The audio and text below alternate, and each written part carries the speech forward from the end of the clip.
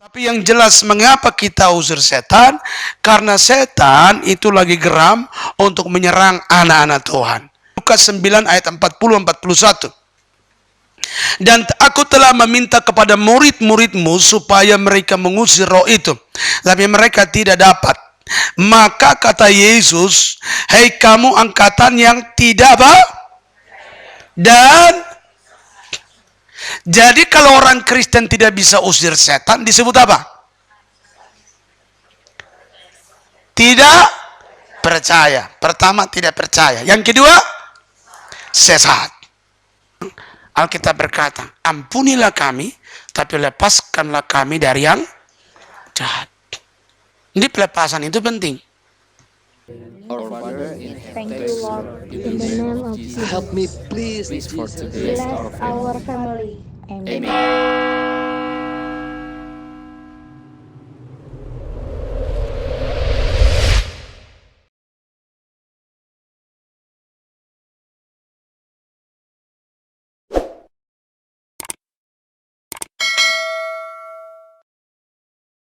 Kami semua adalah orang-orang yang diberkati oleh Tuhan. Berhadirat kemuliaan-Mu dinyatakan di tempat ini. Wilayah ini semua dikuasai oleh kuasa Tuhan. Haleluya, haleluya. Saudara yang siap sama-sama belajar, mari bersama katakan amin, amin. Baik, shalom. Puji Tuhan dan Bapak Ibu Saudara yang dikasihi dalam Tuhan.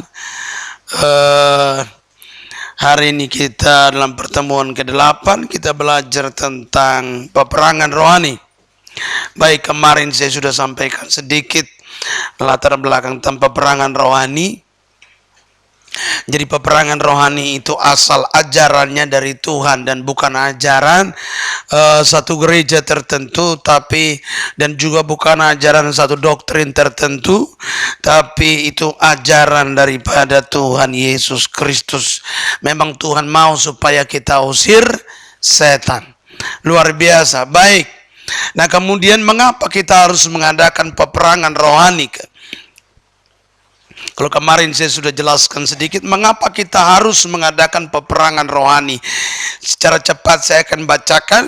Sebab iblis adalah penguasa dunia ini. Dunia berada di bawah kuasa si jahat. Jadi iblis sudah menguasai dunia ini sehingga ciri-ciri atau tanda-tandanya kalau orang mau buat tambang, mau gali tambang, mau bikin usaha apa saja harus minta permisi, harus potong kambing, potong ayam, panggil dukun atau orang pintar bikin permisi dan sebagainya. Nah, ini tanda-tanda bahwa memang setan sedang menguasai dunia di mana kita berada. Nah, sebab itu Tuhan mau kita usir dia. Bukannya kita bikin nasi tumpeng permisi sama dia, tapi seharusnya kita tendang dan usir dia. Amin. Jadi Tuhan tidak suruh kita berdamai dengan nasi tumpeng, dengan ayam, darah ayam atau darah kambing dan sebagainya. Tetapi Tuhan mau kita usir dia dan kita merebut kekayaan yang Tuhan beri buat kita. Nah, itu kalau bicara tentang tambang dan sebagainya. Jadi ada tempat-tempat tertentu yang memang hampir semua tempat di muka bumi ini seolah-olah sudah dikuasai oleh Tuhan. Makanya kalau kita mau buka usaha sedikit harus permisi, macam-macam. Nah, itu tandanya. Baik, kita lanjut lagi. Saya agak cepat karena kita mengejar bahan ini. Baik, kemudian saudara yang kedua, iblis menentang kehendak Allah. Jadi kita melihat bahwa setan tidak suka kalau rencana Tuhan, kehendak Tuhan terjadi dalam kehidupan orang percaya, dalam bergereja atau dalam satu organisasi pemerintahan. Setan tidak suka kalau kehendak Tuhan terjadi, rencana Tuhan terjadi. Sebab itu dia pakai segala cara supaya kalau bisa rencana setan yang terjadi. Dia bisa pakai macam-macam. Makanya kita lihat kenapa ada ribut, demo kiri, demo kanan yang kalau dilihat ternyata tidak masuk di logika, betul? Gitu. Mau digantikan dasar negara Republik Indonesia, Pancasila mau diganti. Nah, ini macam-macam kan? Berarti kan setan tidak suka selama ini kita sudah hidup baik, damai sejahtera, bisa antar daerah, antar suku bisa berdamai dengan Pancasila yang ada, betul enggak? Tapi sekarang saudara mau dihancurkan dan bla bla. Ini saudara, setan tidak suka kalau kehendak Tuhan terjadi. Nah, ada hubungan dengan pertumbuhan gereja juga. Kita bisa lihat pengalaman-pengalaman di Indonesia bagaimana gereja ditutup, gereja dianiaya, macam-macam. Setan tidak suka kalau kehendak Tuhan terjadi. Nah, sebab itu, maka itu Alkitab berkata, peperangan kita bukan darah dan daging, betul? Bukan secara fisik. Tapi Tuhan mau supaya gereja harus bisa usir setan. Karena damai sejahtera kota kita, damai sejahtera kita di mana kita berada, itu damai sejahtera kita juga. Nah, waktu kita mulai lakukan doa peperangan rohani sungguh-sungguh, maka kota itu damai, kita juga damai. Amin. Nah, baik. Yang berikut, iblis menyerang orang percaya. Peristiwa-peristiwa tidak asing lagi mendengar kesurupan. Sudah banyak kesurupan terjadi di mana-mana. Mau di sekolah, di kantor, segala macam kesurupan bisa terjadi di mana-mana. Perusahaan-perusahaan kesurupan. Berarti saudara, dengan peristiwa-peristiwa ini kita bisa tahu bahwa gereja harus mengambil tindakan untuk melakukan apa? Peperangan rohani. Kalau setan sudah mulai seperti itu, Alkitab berkata kita harus mengusir dia, betul? Karena iblis sedang menyerang orang percaya. No, sekolah-sekolah diserang, macam-macam itu sekarang ini. Maka kantor-kantor yang tadinya ada perdukunannya, kantor paranormal sendiri bisa kesurupan. No, bayangkan. Ini jadi bukan berarti kantor paranormal itu tidak ini. Kantor paranormal sendiri bisa kesurupan. Nah, saya melihat bahwa hampir di sebagian Indonesia, bukan hanya di satu wilayah kota tertentu, tapi hampir semua tempat setan sedang mengganggu. Gitu. Waktu dulu pernah itu di anak SMA kesurupan selama 3 bulan. Tahun 2007 ya. Sekitar 2007. Selama 3 bulan SMA. No, bayangkan. Jadi bagaimana orang mau belajar? Bagaimana anak-anak sekolah mau belajar? Selama 3 bulan. Nah, jadi waktu kami pergi, saya tanya, Pak, lalu selama 3 bulan sudah panggil pendeta belum? Sudah, Pak. Kami sudah panggil pendeta datang dengan toga hitam, tapi tetap juga. Nah, jadi namanya juga kepala sekolah dia cerita polos-polos pakai toga hitam. Jadi saya pikir, berarti toga hitam bisa usir setan ya. Sudah sampai pakai toga hitam pun masih tetap kesurupan. Akhirnya saya tanya lagi, terus sudah panggil apa lagi? Lalu dia bilang begini, kami sudah panggil itu apa namanya, yang pakai pakaian putih tapi topi hitam, topi merah, apa itu? Kami sudah panggil, sudah datang. Jadi pakaian putih semua, topi merah. Kalau tadi Pak Pendeta datangkan hitam semua. Halo, pakai toga hitam, tetap juga setan tidak lari. Akhirnya dipanggil, pakailah yang putih, panggil yang putih, tapi masih ada topi merah. Lalu saya tanya, yang jubah putih, topi merah itu cara usirnya bagaimana? Lalu dia bilang begini, pakai roh. Ada itu yang kesurupan begini, keluar. Itu ini begini, keluar. Ternyata setan tidak keluar.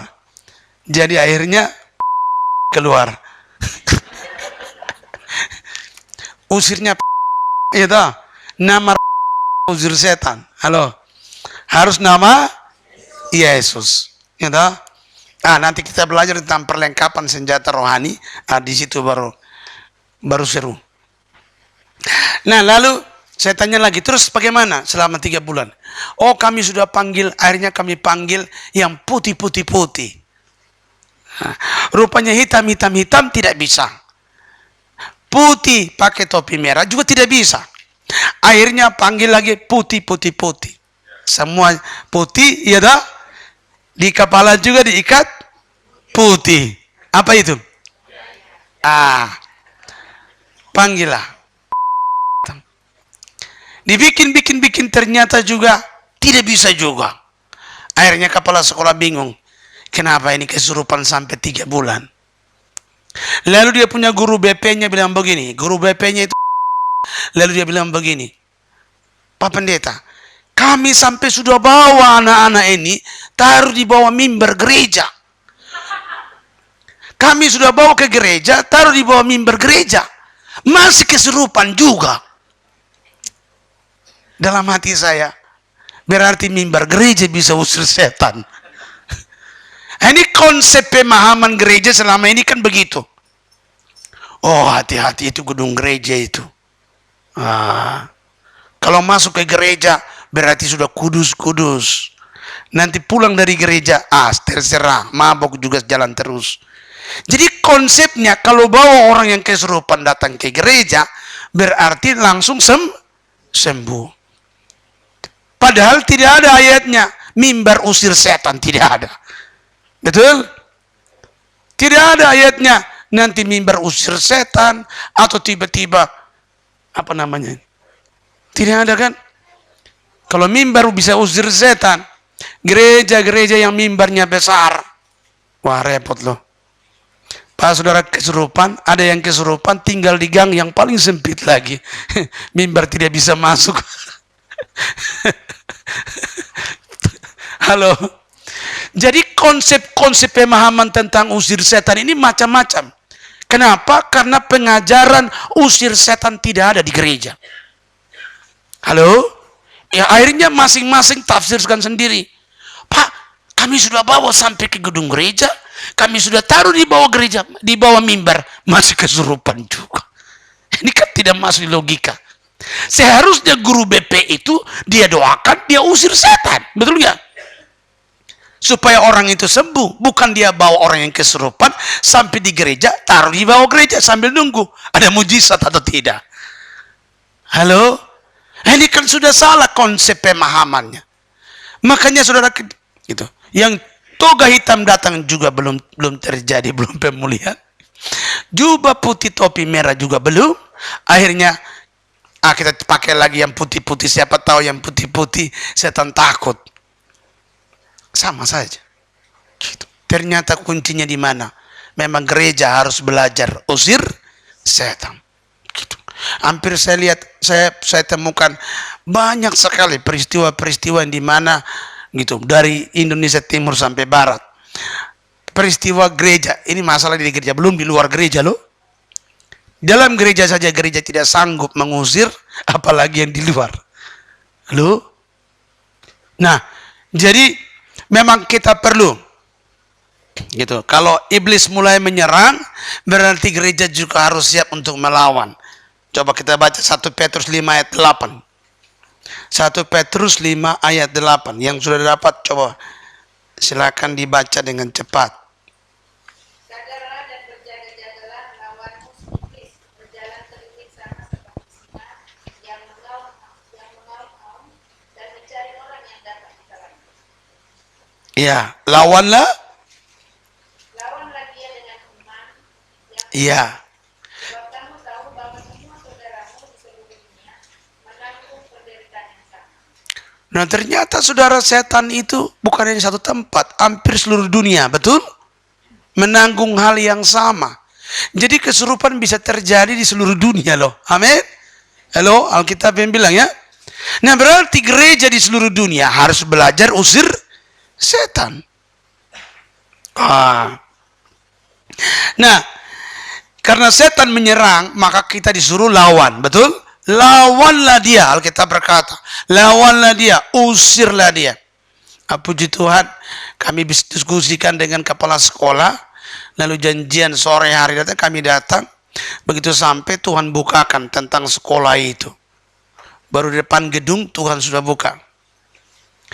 Dalam penglihatan Tuhan tunjukkan bahwa setan yang datang itu dari arah sana itu, sekolah itu letter U ya. Arah bagian sana dari hutan-hutan kelapa sawit datang. Masuk di ruangan paling pojok sana. Nah kalau dia sudah masuk ke sana, ada yang kesurupan, berarti semua satu sekolah akan kesurupan. Nah Tuhan mulai buka itu. Jadi untuk ngobrol dengan kepala sekolah bilang, Pak, nanti datang kalau sore datang, seluruh ruangan ini boleh dicek, gitu, untuk didoakan. kuncinya ada di guru BP. Jadi kami sudah datang, begitu kami datang, kami pakai mobil apa namanya MDC, perjanjian baru. Karena tulisan mobilnya MDC perjanjian baru, Pak Roberto yang nyetir waktu itu, begitu sampai depan gedung sekolah, gitu, wajah guru BP sudah lain, berubah karena wajahnya begitu lihat perjanjian baru, mungkin guru BP saya perjanjian lama, yang datang perjanjian baru. Padahal Alkitab perjanjian baru. Lihat perjanjian baru, wajahnya berubah. Waktu dia undang itu, Pak, wajahnya tidak berubah kan? Berarti roh perpecahan antar denominasi kuat, betul nggak? Waktu undang yang agama lain biasa-biasa saja. Tapi begitu datang perjanjian baru, perjanjian lama mulai tersinggung. Halo? Ini ketahuan. Begitu turun dari mobil, wah, wajahnya mulai tidak enak. Tapi di saat itu, dia tidak sambut kita juga sudah dingin sekali. Beda dengan tadi pagi. Saya bilang, wah ini lain. Tiba-tiba Tuhan buka semua. Gitu, signal mulai itu, antena mulai naik ke atas, sudah seret seret. Nah itu nanti itu karunia marifat, membedakan roh, nanti selalu belajar itu. Oh di sana langsung shoot, dia zoom mungkin ya kan ya, pojok sana. Wah, oh dari hutan hutan itu kelapa sawit datang kuntilanak di ruangan itu. Oh, Tuhan kasih penglihatan semua, jelas dengan mata terbuka penglihatan itu. Oh, udah. Lalu Tuhan kasih tahu, itu yang bikin akhirnya kesurupan. Oh, iya baik. Begitu menghadap guru BP, saya tanya, Pak, biasanya kesurupan itu mulai dari ujung kelas bagian sana ya? Iya Pak, kalau di sana kesurupan, seluruh sekolah kesurupan. Oh, berarti benar yang Tuhan bilang. Betul? Saya bilang sama guru BP, kalau begitu kita mulai doa dari ujung sana. Kami ke sana, dia buka kelas, kami mulai doa. Sementara menyembah, doa, Tuhan perlihatkan ada satu guru, tingginya model begini, rambutnya sudah agak putih begini-begini, wajahnya begini, kulitnya begini, gini semua. Oh, sementara lagi nyanyi, biasanya lagu umum supaya semua tahu haleluya, betul nggak? Haleluya, itu orang-orang kita Protestan juga pasti suka ya. Gitu. Tapi kalau kita sudah agak karismatik sedikit, mereka sudah tinggal jauh, kita yang lari jalan terus. Jadi kalau ajak berdoa ya kita harus lihat-lihat. Ambil lagu umum semuanya. Lagi menyembah, Tuhan perlihatkan itu. Lalu saya tanya habis nyanyi, kita belum lanjut doa, saya tanya sama guru BP. Pak, boleh nggak saya permisi mau lihat kantor kepala sekolah?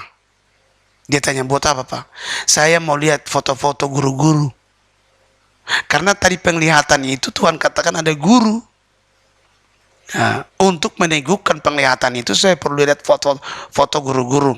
Siapa ini guru yang bermain dengan okultisme ini? Lalu saya tanya, Pak, boleh nggak saya lihat? Lalu dia bilang begini, oh tidak bisa Pak. Di kantor kepala sekolah tidak ada foto guru-guru. Dalam hati saya dari SD. Saya juga sekolah dari SD, SMP, itu. Selanjutnya itu biasa ya SMA, itu guru-guru punya foto ada di ruang kepala sekolah.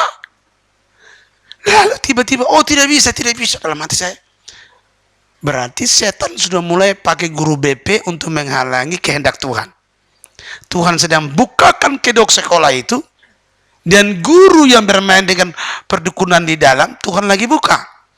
Tapi setan bikin supaya guru BP jadi penghalang. Tidak lama sudah mandi di saya. Tadi kepala sekolah bilang semua ruangan boleh ada kunci di guru BP. Sekarang guru BP kok jadi penghalang? Apa ini? Tidak lama saya bilang begini lagi. Lalu saya bilang begini. Karena sudah seperti itu, Roh Kudus sudah mulai bekerja, sudah mendidih. Tadi waktu menyembah Tuhan sudah kasih tahu penglihatan semua, lalu saya bilang begini. eh Pak Guru BP, begini Pak, itu ruangan kepala sekolah ada lemari bagian sebelah sini itu ada setan. Sebentar lagi itu kepala sekolah mati. Gitu. Jadi mesti kita ngomongnya lurus-lurus. Kepala sekolah itu sebentar lagi dia mati. Karena itu ada setan berdiri dekat lemari itu. Lalu matanya tiba-tiba bersinar terang. Bersinar terang baru dibilang begini. Iya Pak, selama belakangan ini kepala sekolah sering cerita bahwa di lemari itu ada setan. Kena batunya kan? Akhirnya baru dia cerita, oh kepala sekolah mengeluh begini. Oke. Lalu karena saya sudah panas, saya bilang begini. Siapa itu orang yang guru yang tingginya begini-begini, rambutnya begini, modelnya begini-begini. Tadi waktu berdoa Tuhan kasih lihat seperti itu. Lalu dia bilang begini, oh iya, itu guru. Saya juga kaget, itu guru. Itu saya sama dia guling-guling di lapangan itu. Pernah berantem sama dia guling-guling di lapangan itu. Oh, tadi kau tidak kasih kunci untuk kita lihat sekarang. Akhirnya beliau bilang begini. Saya tanya itu siapa? Itu dia pengen jadi kepala sekolah. Oh, gitu. Selanjutnya saya bilang begini, kebetulan kami sama-sama dengan ada koramil pakai dinas lengkap juga waktu itu ya. Ada koramil di situ. Saya bilang begini, Pak, koramil ini urusan kerajaan surga, jadi Bapak jangan urus ya. Karena Tuhan lagi bukakan, Tuhan yang nanti selesaikan. Lalu dia bilang, tenang saja, aman-aman. Jadi akhirnya ternyata ada permainan di dalam loh. Halo? Nah dukun ini, jadi guru ini gitu, orang pengen jadi kepala sekolah. Ada permainan di kesurupan tuh kadang-kadang ada setan yang asli karena wilayah itu, seperti di apa kemarin ada setan yang memang karena lingkungan itu wilayahnya ada penunggu bisa kesurupan, tapi ada yang memang dipanggil dari hutan lewat perdukunan. Lalu dibikinlah kesurupan 3 bulan supaya kepala sekolah bingung. Ya udah ganti kepala sekolah kan gitu. Halo? Permainan sudah seperti itu. Sementara gereja nih itu pakai toga hitam datang. Tidak tahu mengerti bagaimana kan gitu ya. Kasihan tuh. Orang percaya yang tadinya ada rencana Tuhan, ada kehendak Tuhan, Tuhan mau pakai jadi terang, tapi pendeta tidak mengerti kan? Gitu, kita so-so pakai toga, iya tuh. Tahu-tahu tidak bisa usir setan, setan yang mengusir keluar lagi. Aduh, nah akhirnya sudah gitu. Tapi hal-hal selanjutnya itu kan rahasia pendoa ya. Habis kami doa selesai, sampai hari ini tidak ada lagi kesurupan di SMA 1 Siantar. Aduh, nah itu satu contoh. Nah, kalau saya cerita contoh-contoh ini, nanti sampai 3 bulan kita ada di sini. Nah, jadi kita mau bangun gereja model apa? Kita mau bangun sekolah Alkitab model apa? Sementara produk-produk sekolah Alkitab diusir setan. Betul nggak? Saya sudah bersaksi kemarin yang di pendeta S1 dikejar kuntilanak, motor dia buang, dia lari terbirit-birit. Padahal harusnya dia usir, kan betul nggak? Atau paling tidak kan dia gas motor lagi tuh, itu. Nging, dalam nama Yesus, nging, itu. Daripada dia lari kan, setan tertawa terbahak-bahak. Ternyata S1 teler juga. Setan lantik dia dapat S teler bukan S. Nah, jadi artinya bahwa saudara, tapi wajah-wajah saudara, karena kita semua ini wajah-wajah jemaat biar kita ini ya. Kalau wajah pendeta saya cuci dari kepala.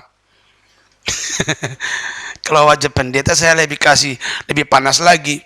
Tapi karena kita itu. Nah, jadi perlu saudara, saya perhatikan terlalu sangat perlu untuk namanya pelajaran doa. terlalu perlu. Gitu. Halo? Ini terlalu penting. Kalau tidak repot kita. Nih saya kasih contoh lagi. Tidak usah jauh-jauh yang kita bersaksi di luar sana, jauh-jauh. Di Tangerang saja. Gitu. Dan di Tangerang lagi gereja GBI. Halo? Gereja GBI. Gitu. Sudah pelayan. Bahkan sudah pernah ditabiskan jadi PDP suaminya. Istrinya pelayan juga.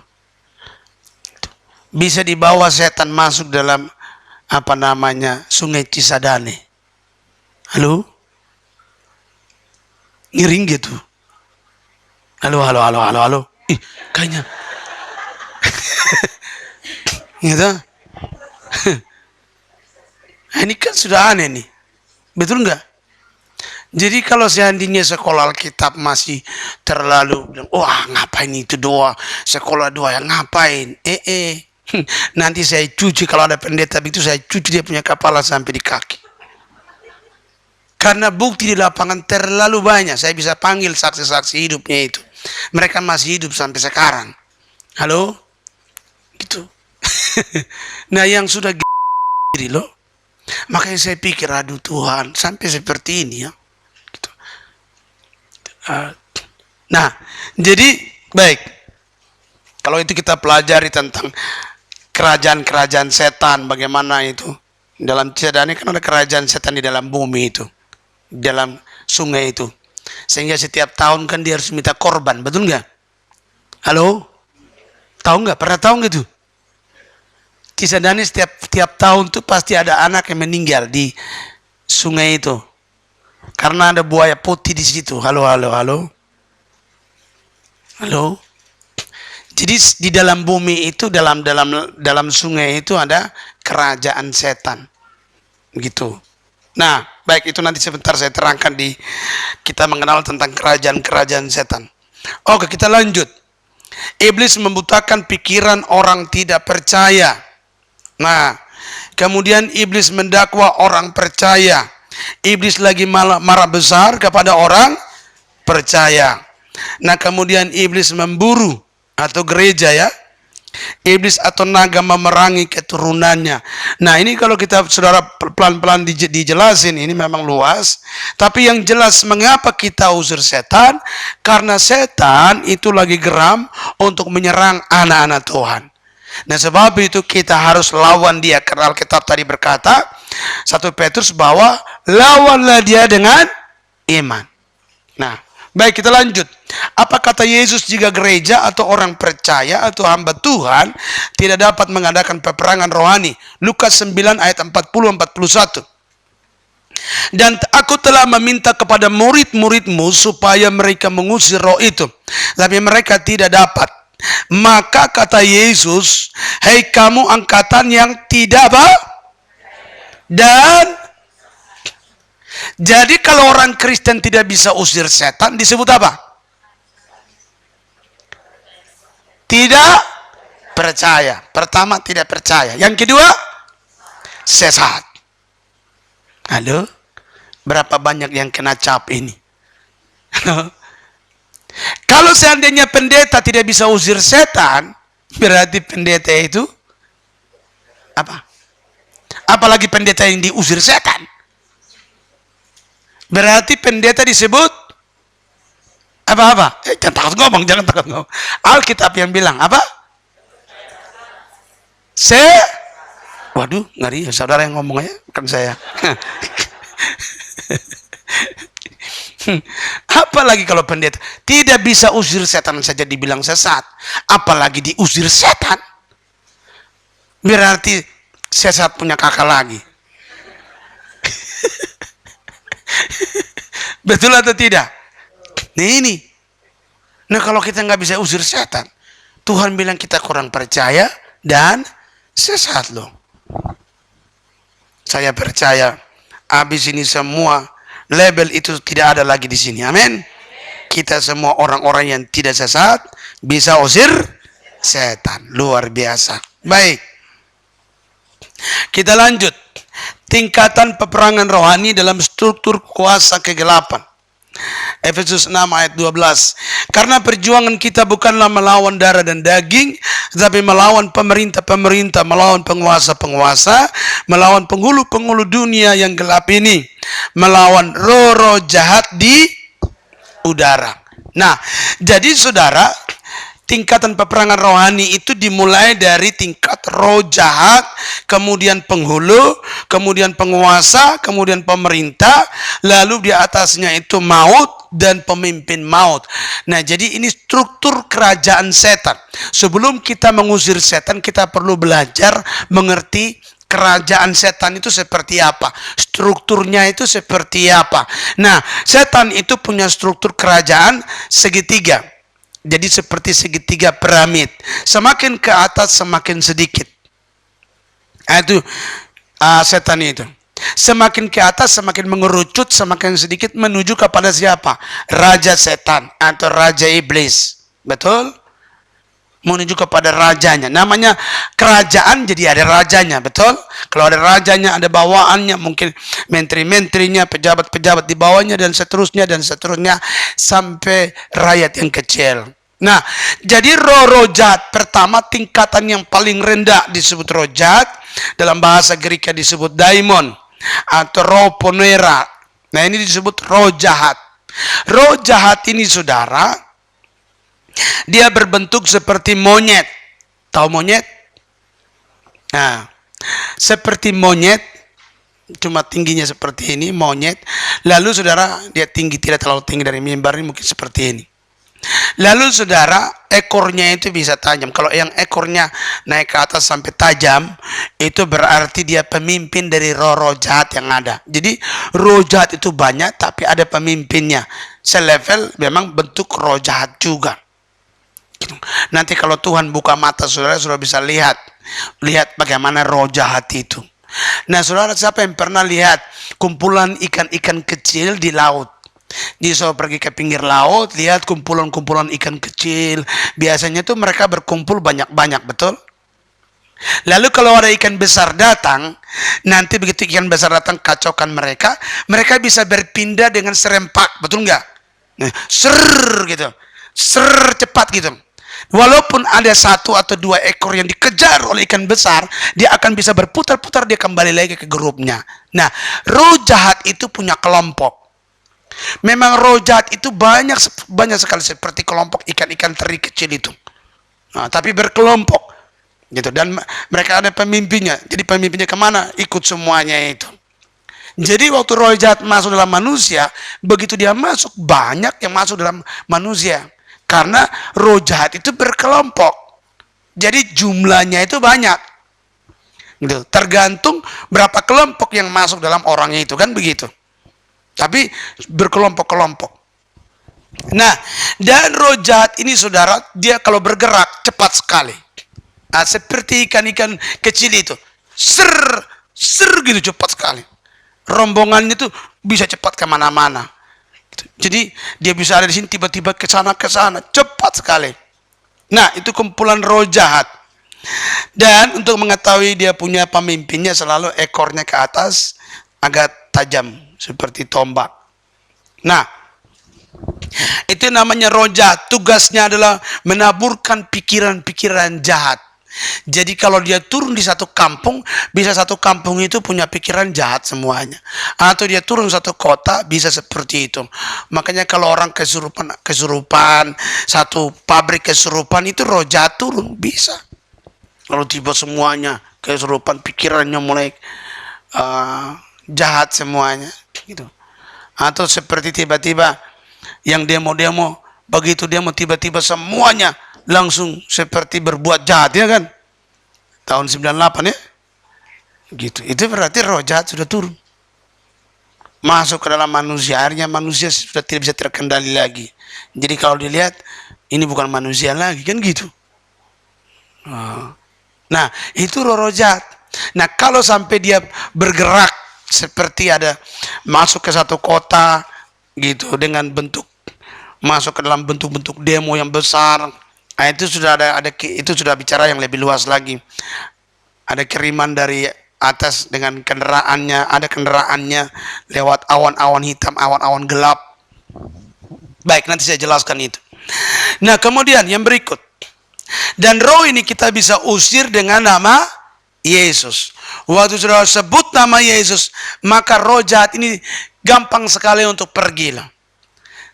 Cepat sekali. Begitu saudara sebut dalam nama, baru dia sudah di ujung sana. Begitu sus langsung. Roh jahat ini paling takut dengan nama Yesus. Gitu. Nah, biasa yang bandel itu roh maut. Nah, kemudian yang berikut. Tingkat penghulu atau dunia gelap, kosmokorat. Tingkat ini penghulu menguasai suatu daerah tertentu seperti kampung dan lain-lain. Tugas mereka ialah membutakan pikiran manusia melalui pandangan imajinasi yang salah, yang mendatangkan kepercayaan yang salah. Nah, jadi ini roh tingkat penghulu dunia gelap. Nah, roh ini berbentuk seperti kingkong. Kalau di Jawa orang sebut apa? Genderuwo. Tahu genderuwo? Kayak kingkong, badannya berbulu-bulu hitam semuanya. Nah, ini namanya roh penghulu. Tugas roh ini, dia adalah menciptakan imajinasi-imajinasi atau kepercayaan-kepercayaan tayul. Maka itu Alkitab berkata, jangan percaya kepada cerita dongeng nenek moyang. Karena cerita-cerita dongeng nenek moyang dulu, itu kadangkala setan yang menginspirasikan. Ciri-ciri setan yang menginspirasi itu begini.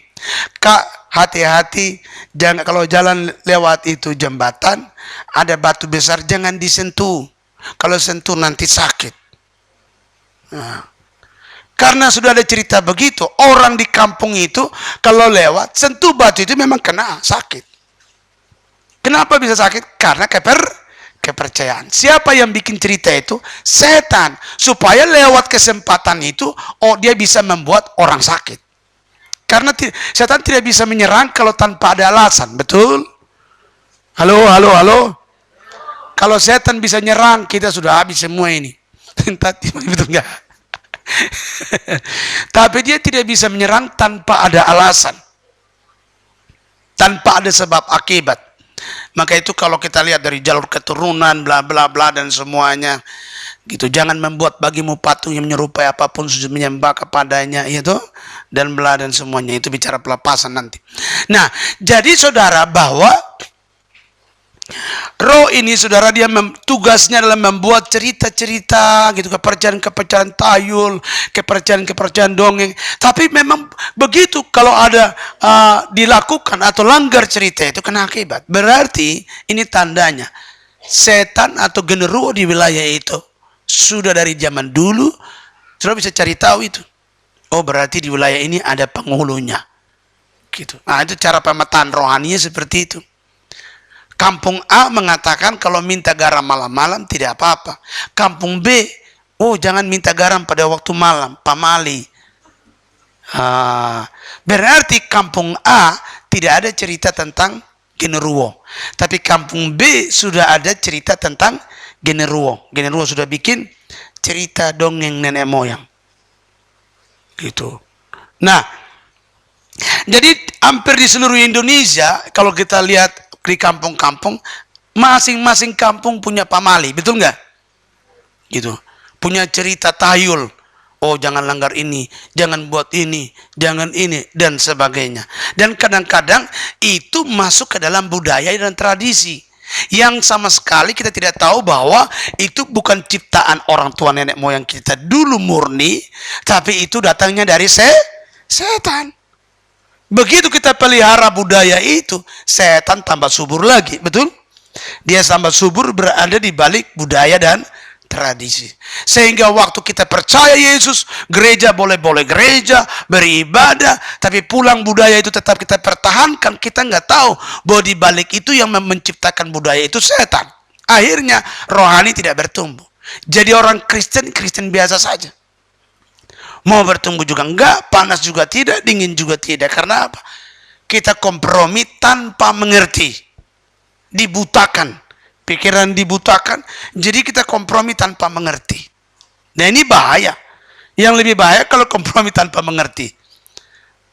Kita bilang gini, oh tidak, ini memang dari nenek moyang saya sudah kasih ajaran seperti ini kan budaya, ini kan tradisi, ini kan tidak apa-apa. Nah, gitu. Tradisi kalau, ya namanya juga tradisi, kalau pas biasanya itu malam Jumat ya kita bakar-bakar sedikit, bakar-bakar kemenyan, atau nanti bersih-bersihin itu pisau keris, ini kan peninggalan orang tua dulu. Gitu. Itu. Tapi Pak Pendeta ini kan saya tidak percaya sama pisau keris ini. Tapi ini kan kepercayaan, ini kan peninggalan orang tua dulu. Saya emang nggak percaya. Tapi ya namanya juga peninggalan kan saya simpan saja. No. Halo, setan itu licik loh. Nah, padahal mungkin pisau keris itu malam bisa jalan cari makan. Halo. Nah, banyak kami pelayanan temukan hal-hal seperti ini yang memang menurut kepercayaan, ini kan kepercayaan kami dari nenek moyang dulu. Ini kan gak ada apa-apanya. Nah, tapi setelah dicek, gitu, baru dia kaget. Oh iya ya? Gitu. Halo? Nah, jadi hal-hal seperti ini kan ada. Yang membuat adalah apa? Generuo, namanya generuo. Nah, roh ini juga sebenarnya roh yang disebut generuo atau King Kong ini, dia ini sangat jahat, gitu, jahat dan saudara, pokoknya jahatnya itu beda sama kalau orang yang kemasukan kuntilanak, beda ini. Tapi orang kemasukan generuo, waduh, gitu ngeri. Kursi apa? Dan karena spiritnya ini adalah merusak, kerjaannya merusak roh ini. Waktu di Serang itu ada pabrik itu pembuatan tabung gas itu kan, mesinnya itu bisa dipatah sama generuo loh. Gitu. Makanya teknisi bilang begini, kami pakai di Korea 30 tahun, Indonesia belum 3 tahun sudah patah. Ternyata ada generuo di situ waktu pergi berdoa, itu ada berdiri dia. Itu orang-orang yang muslim juga kan ada yang bisa lihat kan. Saya bilang itu generuo yang bikin itu, dia ada berdiri itu. Lalu yang satpam yang muslim bilang begini, oh Pak, kami sering lihat itu yang Bapak bilang itu, dia suka berdiri di situ kayak King Kong tinggi di situ. Saya bilang itu roh perusak. Jadi kalau ada dia di perusahaan, mesin bisa rusak. Oh iya Pak ya. Jadi dari situ mereka bilang begini, ternyata Kristen punya lebih jitu ya. Mereka udah biasa panggil yang dari seberang, dari mereka punya cuma gitu, kumat kamit gini. Tapi Kristen punya datang langsung gitu. Ini namanya, ini roh, ini cara kerjanya begini. Ih, keren ya. Gara-gara kita berdoa saja mereka bisa ikut Tuhan Yesus loh. Amin. Tidak perlu kita bersaksi. Demikianlah firman Tuhan, tanpa gitu kan. Tapi dengan kita tunjukkan bahwa Tuhan berkuasa, dia kaget-kaget. Selama ini saya belajar, ilmunya masih di bawah, mending saya ikut yang ini. Itu. Nah, jadi ternyata lewat doa ini banyak hal. Nah, kemudian roh ini juga, saudara, memang roh ini jahat, ini kerjaannya. Kemudian roh ini juga biasa tidur sama orang. Halo? Nonton di TV kemarin, diwawancarai, ada seorang ibu melahirkan anaknya itu seperti monyet. Badannya bulu-bulu hitam semuanya. Lalu ditanya, keluar di TV, diwawancarai wartawan, tanya, kenapa Bu kok ya anak ibu seperti ini? Padahal bapaknya tidak seperti ini, kan gitu. Nah ternyata dia bilang, generuo datang ke dia, tidur sama dia, hamil dia. Halo? Ini dunia roh bisa dari dunia nyata loh. Setan akhir zaman itu bekerja semakin nyata. Aneh-aneh loh. Jadi kadang-kadang memang di sekolah Alkitab tidak ada. Sekolah doa yang ada. Karena kalau kita pelayanan kita akan temukan banyak hal seperti itu. Orang dia bersaksi itu, apalagi di TV itu nggak bisa bohong-bohong punya kan gitu ya. Nah, gitu lahir anaknya seperti itu. Nah, roh ini saudara, dia bisa seperti rohnya, seperti dia turun, setan menyerupai seperti King Kong begitu untuk tidur sama orang dan bla bla. Kadang-kadang dia bisa menyerupai macam-macam yang lain gitu. Kadang-kadang juga dia bisa menyerupai orang lain, atau dia bisa menyerupai wujud gitu. Nah, baik, kita lanjut dulu di tingkat penguasa.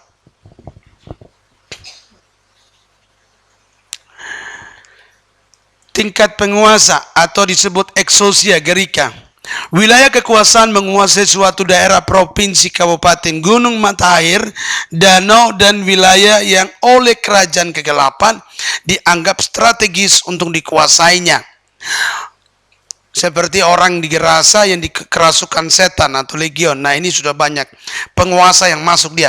Tugas penguasa adalah sebagai pelindung agar roh-roh jahat yang di wilayah itu dapat bergerak dengan bebas dan aman.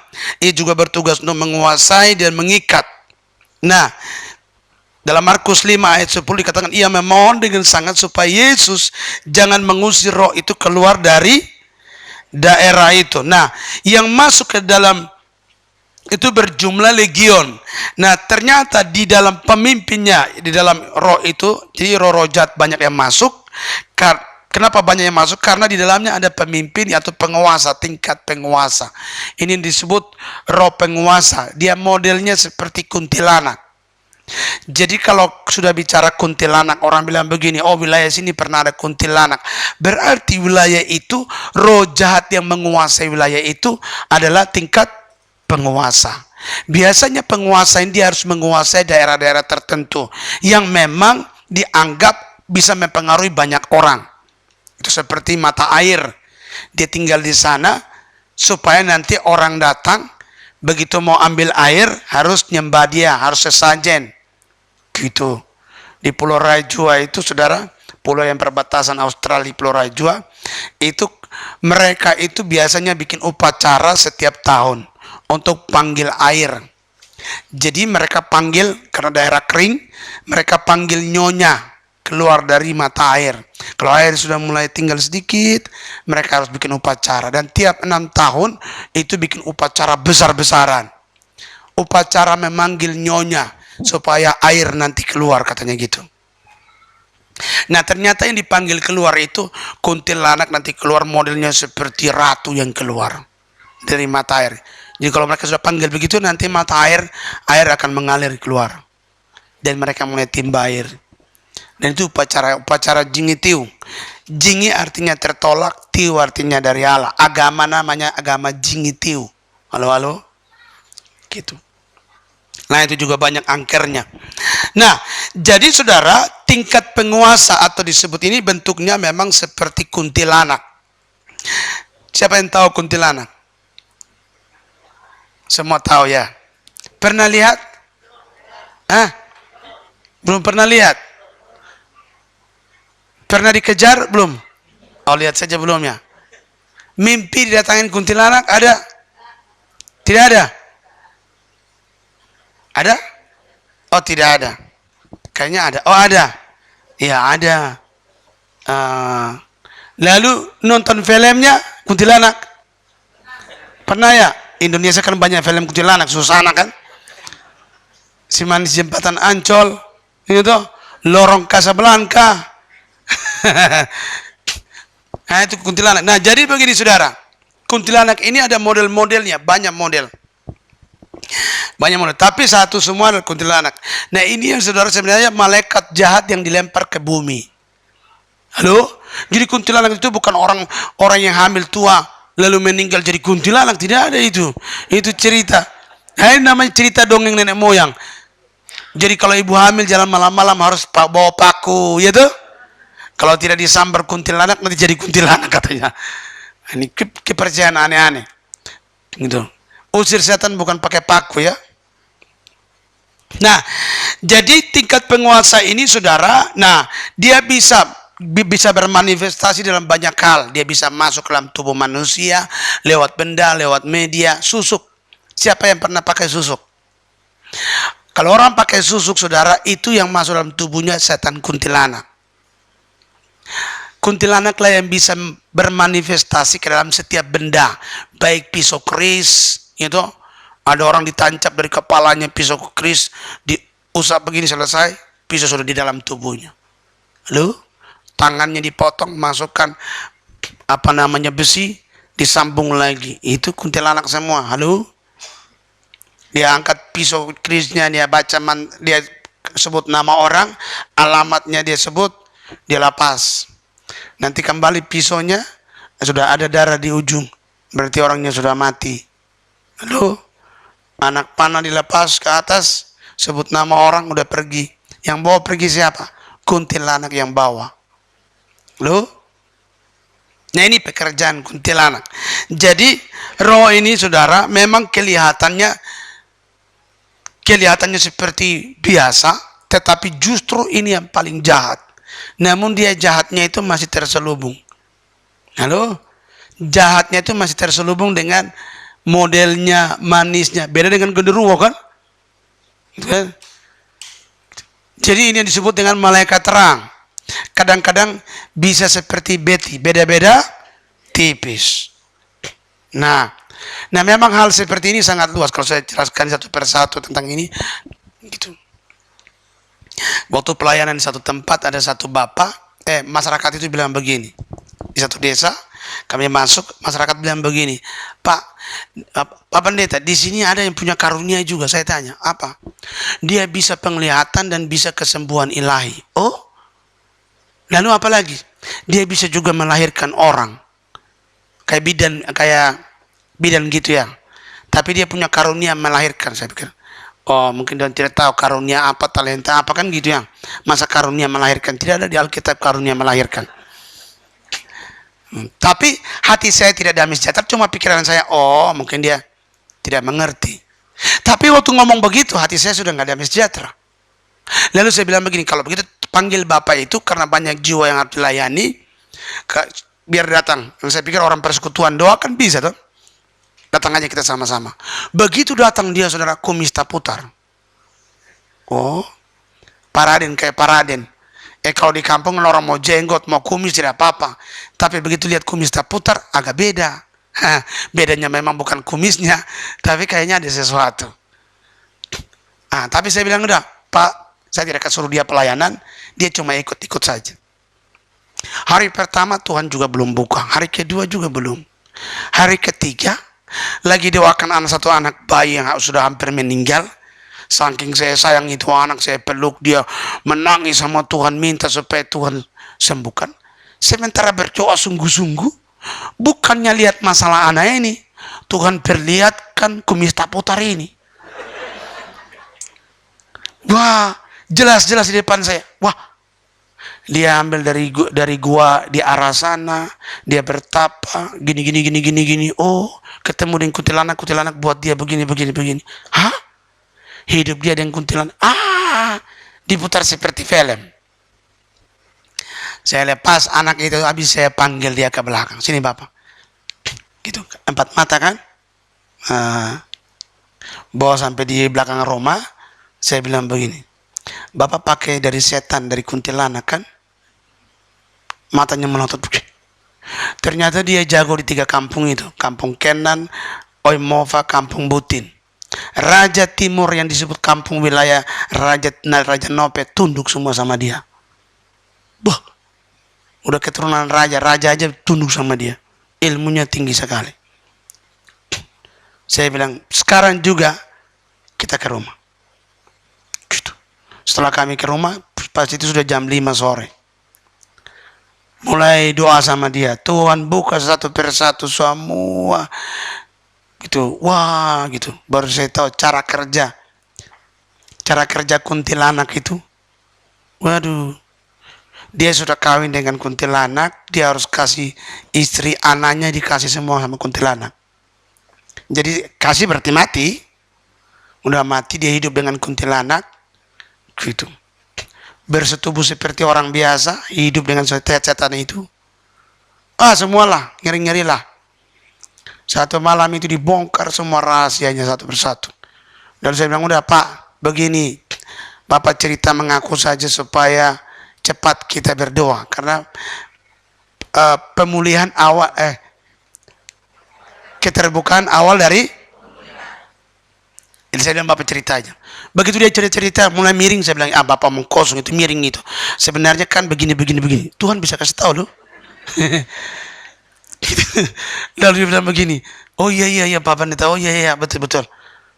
Nah, ayo lanjut gitu loh. Sampai udah jam 2 malam mulai datang suruhannya. Biasanya kalau kuntilanak mau datang sama dia, ada suruhannya datang duluan. Gitu. Mulai terbang datang di depan rumahnya, itu rumah timur ya, rumah timur bulat gini. Lalu masuk itu kan seperti lubang babi itu. Pintunya seperti lubang babi. Kita harus jongkok baru masuk ke dalam. Kenapa mereka bikin rumah itu atap sampai alang-alang sampai di tanah? Kenapa? Karena dingin. Jadi supaya dalamnya hangat, tidak perlu pakai. Nanti tanya sama kita punya Pak Pendeta di belakang. Nah, supaya hangat di dalam gitu kan. Jadi udah sampai jam 2 malam. Saya ada teman satu Ayub, kemudian penatua yang baru sembuh. Yang itu di praktek pertandingan ilmu itu. Jadi sembuh, saya langsung bawa dia. Ayo Pak penatua gereja, ikut. Kita bersihkan ini Bapak pun jemaat yang ikut setan. Jadi dia ikut semua. Jam 2 malam mereka sudah jam 11 itu sudah mulai ngantuk-ngantuk.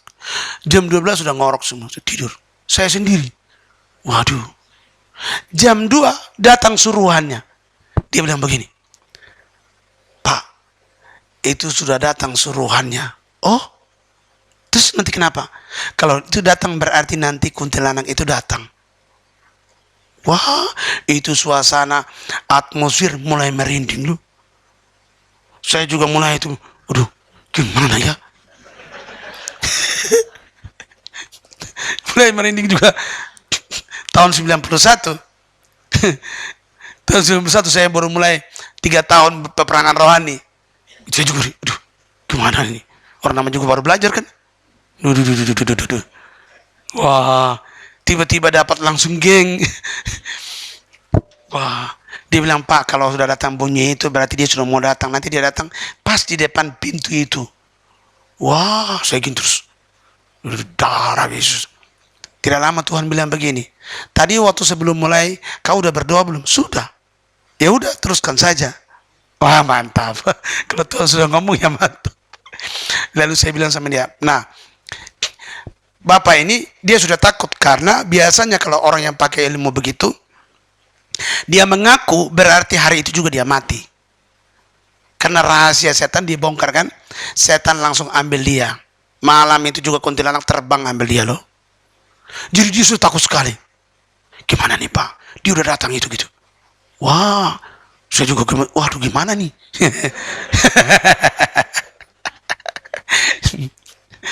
Jadi tandanya itu ada bunyi nanti tuh. Ada model burung malam, dia bunyi gini. Percek. Nah, itu tanda. Gitu. Tapi ada burung malam yang asli. Dia memang dia terbang malam, dia bunyinya tajam sekali. Tapi itu ada, jadi bisa membedakan, harus bisa. Kita harus bisa bedakan mana yang suruhan, mana yang memang binatang asli. Ada modelnya. Nah, nanti kalau dengar bisa, kalau pernah saudara dengar sudah bisa bedakan. Oh, mirip tapi gitu. Nah, akhirnya kami mesti doakan dia pelan-pelan terus. Gitu, kasih penjelasan satu persatu setiap roh yang dia ini ditengking sampai jam 5 pagi baru selesai loh. Wah, ngeri loh. Saya sudah siap-siap kalau datang kuntilanak itu kita baku berantem di situ. Tapi, nah ternyata saudara dia dapat karunia itu bukan dari Tuhan. Halo, bisa penglihatan juga, kesembuhan bisa juga. Ini yang saya sebut tadi, beda tipis, betul nggak? Beti. Kalau tidak apakah benar-benar kita bilang begini, ini orang karunia dari Tuhan ya? Halo? Halo? Kayaknya serius banget ya. Jadi gereja harus bisa membedakan. Nah, pentingnya pendoa, tim dalam satu tim harus ada yang punya karunia marifat. Marifat itu adalah untuk membedakan roh. Apakah ini roh dari Tuhan atau bukan? Gitu. Selain penglihatan, nubuatan, kesembuhan, dan bla bla. Tapi harus ada marifat. Kalau enggak, saya temukan banyak hal-hal. Banyak. Gitu. Orang bilang, oh ini gini, ini karena gini. Enggak. Setelah dicek satu persatu, kemudian tanya. Alkitab bilang dari buahnya ketahuan. Betul enggak? Akhirnya dia, oh iya. Gitu. Waktu lalu, ada lagi pendoa kan. Sekolah doa di kemah yang dari atau cabang khusus dari Pan, terus macam-macam, ada yang sudah belasan tahun di menara, bla bla bla bla. Ada satu ibu setiap kali pelajaran selesai dia datang, Pak, waduh luar biasa Pak, saya juga sering penglihatan. Oh, cerita, jadi cerita hari pertama gitu. Hari berikut lagi Pak, gitu cerita lagi cerita. Saya, oh bagus. Nah, gitu. Hari berikut lagi cerita. Terus dia bilang begini, Pak, gitu. Tapi saya melihat, tapi apa? Iya, gitu. Kadang-kadang saya bisa ngomong sama setan, saya bisa suruh mereka, gitu. Kalau saya tidur malam, gitu, saya suruh mereka, ayo berderet situ ya, jangan 2 meter ya, jangan maju ya, jangan rapat-rapat. Pendoa, penglihatan, kok sama setan jangan rapat ya, 2 meter ya, 2 meter. Saya mau tidur nih ya, jangan ganggu. Gitu loh. Jadi setan bisa antri berderet kelilingi dia tidur 2 meter dari tempat tidurnya. Dia bilang begini, ada yang model kayak tuyul, ada yang model kayak ini gini. Apain? Lalu akhirnya minggu berikut saya bilang gini, oke, sekarang begini, ibu cerita aja dulu. Dia cerita pengalaman dia doa gini. Saya bilang, Bu, kayaknya ibu kecampur ini, sudah nasi campur ini, segala macam ini Bu, ini nggak jelas ini, bukan dari Tuhan ini. Ah, Pak, saya bilang bukan dari Tuhan. Lalu selama ini saya berdoa Tuhan jawab kok. Dia mulai marah. Gitu.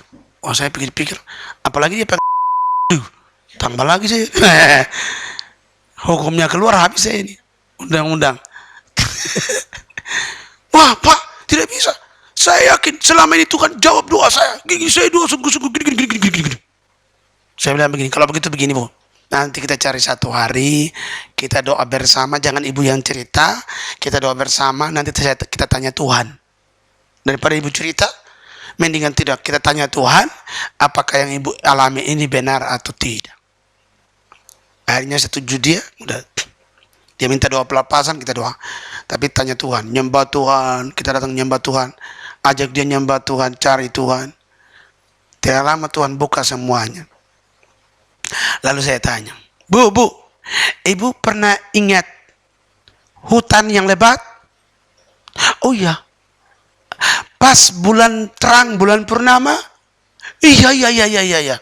Oh, ada laki-laki ganteng dari situ keluar, langsung wajahnya berubah. Seperti Putri Malu ya. Tahu Putri Malu ya? Itu semua.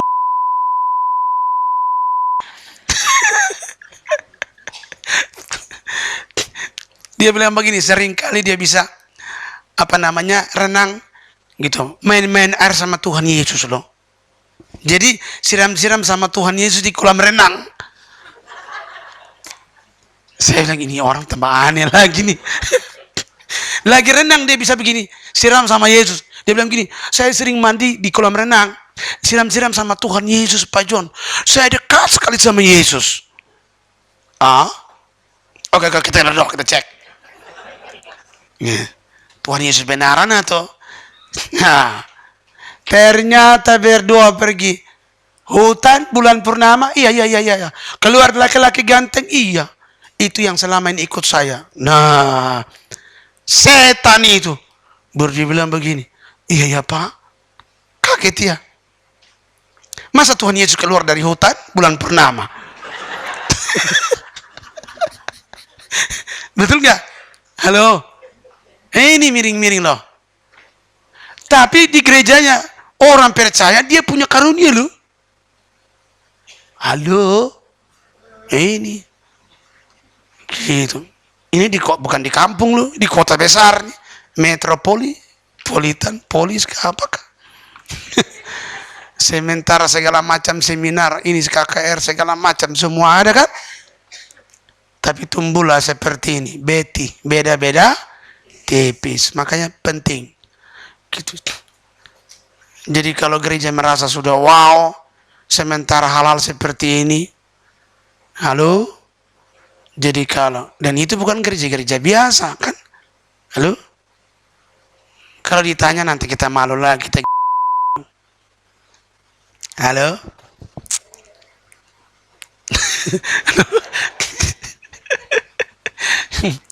Ada satu lagi, jangan jauh-jauh di gitu ya. Ketua pendoa salah satu. Aduh. Datang. Pas kita ada seminar di atas pelatihan untuk perusahaan.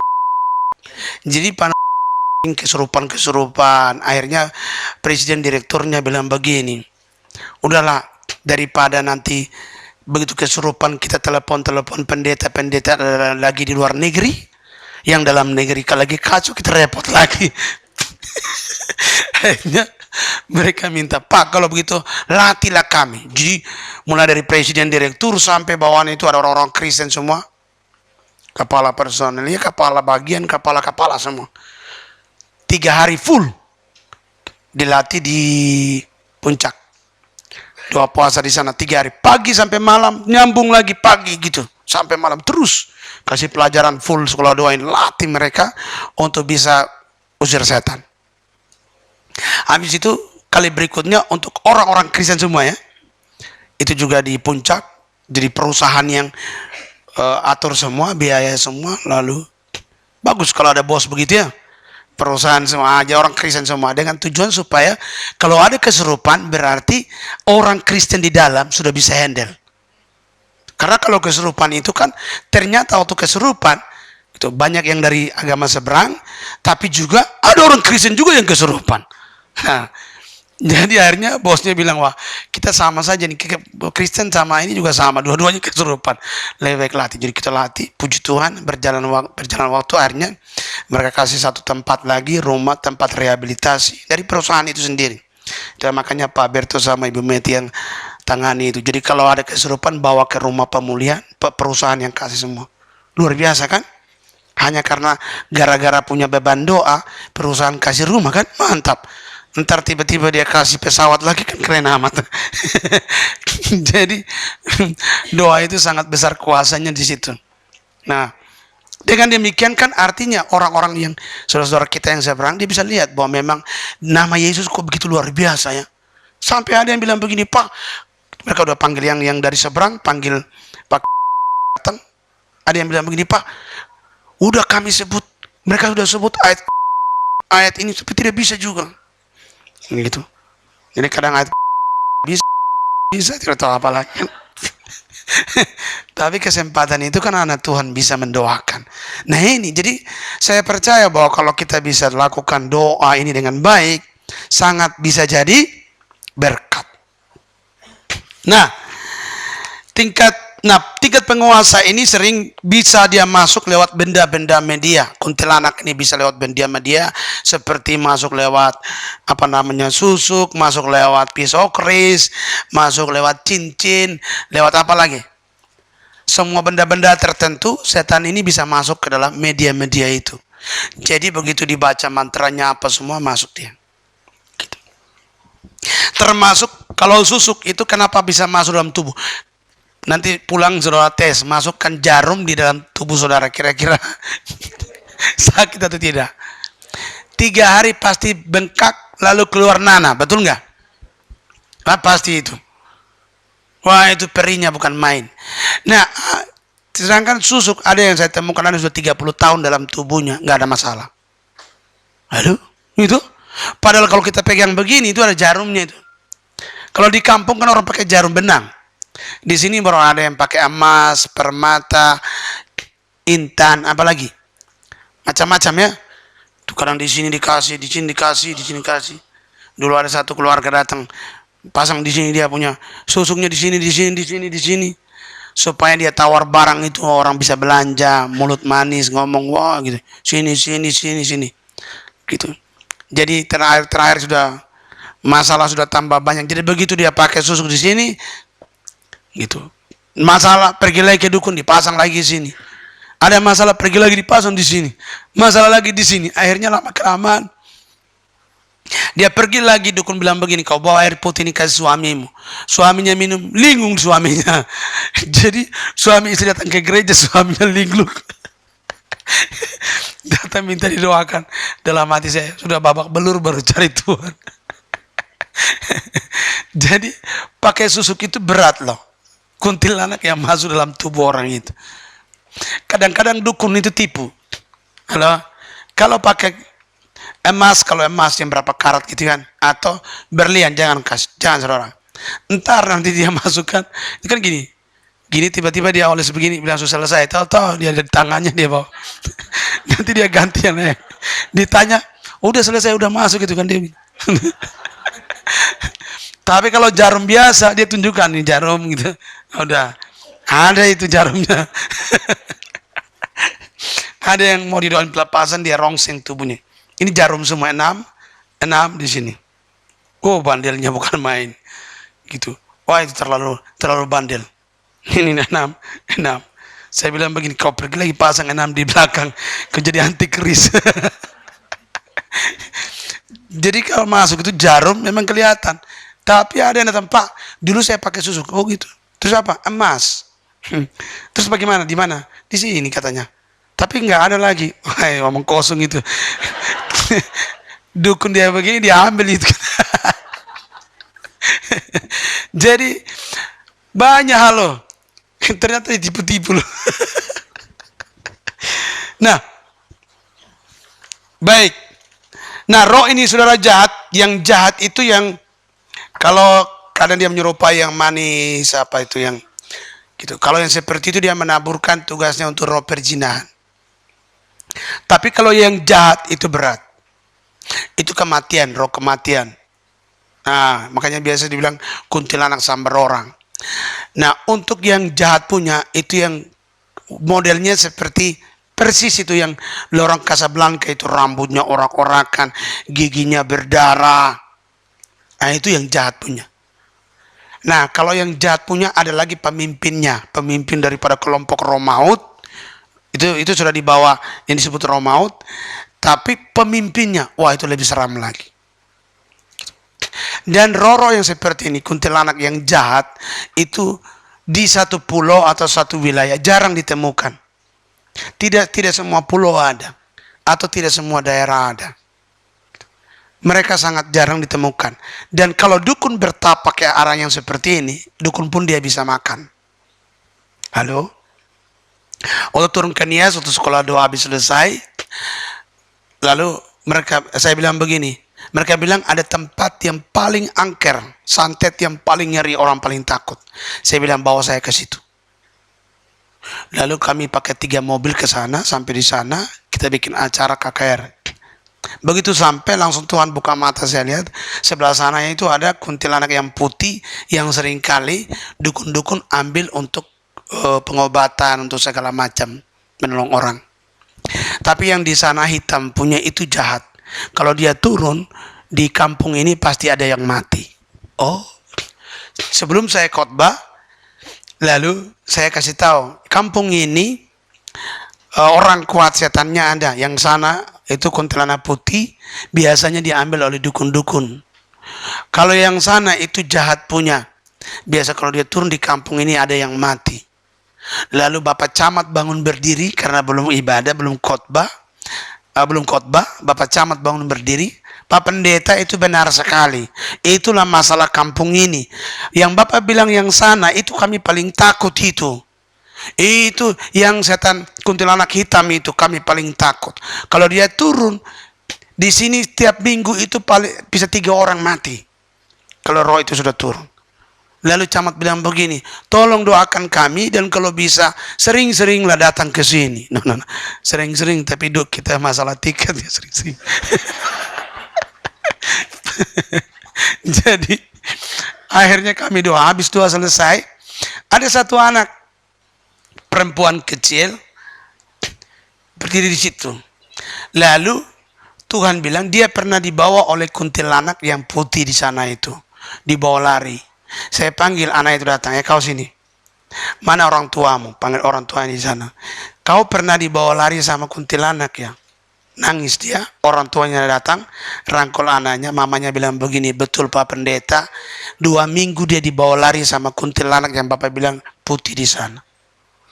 Mereka cari, biasanya kalau di kampung-kampung di timur sana juga sering begitu. Nanti masyarakat sama kepala desa pukul gong sama tambur dipukul keliling kampung. Gitu sambil berteriak, oh, atau pukul tong, oh, gitu sambil cari. Nanti pasti dia kembali. 2 minggu baru ketemu. Datang udah nggak bisa bicara. Halo, akhirnya kami doakan anak itu. Nah, jadi saudara, roh ini sangat tidak baik. Setan kuntilanak ini jahat sekali loh. Gitu. Maka itu sangat banyak juga di Pontianak. Ya, kuntilanak kan kota yang namanya Pontianak itu kuntilanak, betul nggak? Karena mungkin terlalu banyak kuntilanak sehingga dia punya kota namanya Pontianak. Dan roh ini banyak sekali loh, ada di mana-mana. Pelayanan saya pelayan dimanapun selalu orang yang gitu, yang diikutin kuntilanak banyak, yang datang setan tidur dengan dia juga banyak, terlalu banyak. Ada satu bapak, satu ibu keluarga, orang tuanya suami istri kerja di waktu sekolah doa. Habis selesai mereka bilang begini, Pak, anak kami tolonglah nanti singgah ke anak kami di tolong doakan anak kami. Oke, kami singgah di Surabaya, Jakarta. Begitu singgah masuk ke rumahnya, cek, dia bilang begini, sering ada gangguan dalam rumah. Oke, kita cek di bawah, wah ini ada ini. Naik ke lantai atas, itu buka kamar yang satu di atas, wah ada ini. Ini kuntilanak sering duduk di sini ngobrol sama orang yang di kamar ini. Saya kasih tahu sama orang tuanya, ini kamar siapa ini? Oh, anak cewek saya yang pertama. Oh, coba tanya dia, ini dia sering kali suka duduk sama kuntilanak di kamar ini. Lalu mamanya bilang begini, oh dia lagi sebentar baru pulang kuliah. Begitu pulang, kita tanya sama dia, dia bilang begini, benar, kuntilanak sering datang duduk dengan dia, ngobrol dengan dia di kamar. Mamanya bilang begini, tolonglah doakan anak kami ini, sudah di kampus, sudah kuliah, tapi tidak punya teman, gitu, tidak punya kawan. Kalau pulang kuliah, pasti naik di atas di lantai atas, lalu kurung diri. Ternyata ketemu sama kuntilanak di situ. Sudah berkawan, tidur sama kuntilanak. Halo? Tapi ke kuliah. Gitu. Gereja di mana? Dia ke gereja. Ikut kegiatan anak muda kan? Gereja, dia ke gereja. Loh? Tapi kuntilanak datang di kamar terus. Aneh enggak? Gitu. Aneh tapi nyata kan? Gitu. Lalu kalau kita gereja bilang begini, oh kita semua baik-baik, siapa bilang? Ini baru yang kelihatan, yang tidak kelihatan itu. Ini baru yang Tuhan buka, yang ketahuan. Kalau yang tidak ketahuan, halo? Nah, tapi dari itu kan sudah punya gambaran. Nah, masalahnya kenapa orang itu bisa begitu? Kan begitu ya? Kenapa dia sudah di gereja, dia sudah sungguh-sungguh, bukan gereja lama lagi, gereja baru, karismatik kan gitu. Mujizat di mana-mana, itu. Tapi kenapa dia bisa begitu? Makanya memang Alkitab berkata, ampunilah kami, tapi lepaskanlah kami dari yang jahat. Jadi pelepasan itu penting. Akhirnya kumpul mereka semua, keluarga, kita doa. Sementara doa penyembahan, nyembah, gitu. Bapak mamanya itu pelayanan di cabangnya Pak. Mamanya itu bendahara. Sudah penuh Roh Kudus. Udah pelayan Tuhan, penuh Roh Kudus, bukan rokok. Gitu ya. Gitu. Udah semangat loh. Jadi waktu kita menyembah, semuanya mereka nyembah, satu keluarga. Jadi semua nyembah Tuhan. Oh, saya pengen cek. Sebab kalau orang sampai bisa anaknya diikutin begitu, berarti ada sesuatu yang tidak beres, gitu. Sementara penyembahan, tiba-tiba bapaknya ini mulai, dia bahasa roh, tapi bahasa rohnya mulai lain. Nah, bukan berarti nanti kalau tiba-tiba ada yang bahasa roh lain, oh ini jangan-jangan kemasukan ini, karena bukan. Beda. Amin. Jangan takut bahasa roh ya.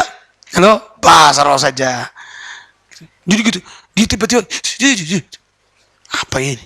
Bukan berarti ada orang yang gini-gini terus saudara bilang begini kemasukan, bukan? Bukan. Nah ini nih. Begitu dia bahasa roh, saya dengar kok mulai. Jadi Alkitab bilang Roh Kudus itu kalau kita berdoa dalam bahasa roh, dia menaikkan keluhan-keluhan yang tidak dapat terucapkan, yang tidak bisa mengerti. Nah, Bapak ini kan tidak mengerti kenapa dia begitu, dan dia juga tidak tahu. Tapi dalam bahasa roh dia itu ada beban doa yang naik, mengeluhkan tentang persoalan dia yang ada hubungan dengan setan. Bisa ngerti ya? Bukan berarti bahasa rohnya itu sesat. Halo. Ini yang harus mengerti ini. Bukan berarti bahasa rohnya sesat. Oh, orang sudah penuh Roh Kudus kok bahasa rohnya bisa sesat ya? Enggak, bukan. Tetapi dalam dia berbahasa roh gini. Waktu air mengalir, dia bisa membawa apa? Batu, sampah, betul nggak? Kayu, betul nggak? Gitu. Air got mengalir. Oh, wah, ini kayaknya ada orang yang poe di atas ini. Kok ada kuning-kuning lewat. Nah, begitu juga. Waktu seseorang berdoa dalam bahasa roh, dia sedang membawa unak-unak juga bisa, betul?